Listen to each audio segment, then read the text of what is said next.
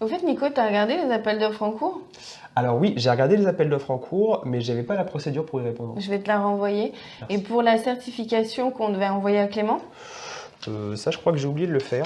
Pourtant, je m'étais noté sur un post-it. Ah bah oui, mon post-it est dans la poubelle. Je te le fais aujourd'hui. Oui, s'il te plaît.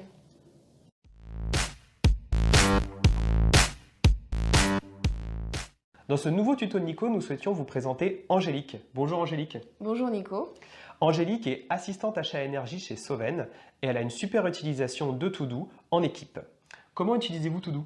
Alors, dans notre équipe, nous avons des tâches réglementaires à effectuer avec des échéances sous peine de pénalité financière. Et pour être sûr que chaque tâche soit effectuée, nous avons créé une to-do d'équipe avec des échéances, des rappels et des affectations. Voyons donc comment faire.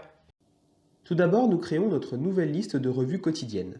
Cette liste quotidienne, je vais la partager avec les membres de mon équipe en leur envoyant le lien de partage par message. Une fois que mes collègues ont cliqué sur le lien, ils rejoignent la liste.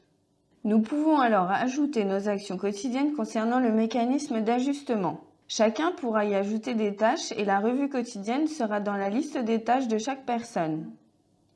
Pour nos actions de mécanisme d'ajustement, nous mettons une échéance à aujourd'hui et une répétition pour chaque jour de la semaine afin d'avoir la récurrence quotidienne souhaitée. Pour être sûr que les tâches soient réalisées à temps, nous ajoutons un rappel quelques minutes avant l'échéance afin de respecter nos engagements réglementaires. Enfin, dans notre liste partagée, nous pouvons indiquer qui est le responsable de l'action. Afin que chaque membre de l'équipe soit autonome, nous ajoutons la procédure à suivre en pièce jointe et nous renseignons dans les notes des instructions spécifiques, comme les destinataires de l'email à envoyer par exemple. À l'approche de l'échéance, une notification PC et mobile arrive en guise de rappel.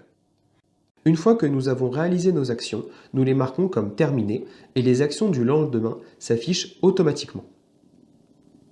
Ainsi, le lendemain, nos successeurs respectifs pourront voir que les engagements réglementaires de la veille ont été respectés et les engagements du jour à réaliser. Si jamais nous souhaitons organiser notre liste, nous pouvons la trier par échéance. De même, nous pouvons la nettoyer des actions déjà réalisées en masquant les tâches terminées. Nous venons de voir comment créer une to-do partagée avec Des rappels pour ne pas oublier une tâche, des assignations pour savoir qui s'en charge. et des pièces jointes pour avoir toutes les infos à portée de main.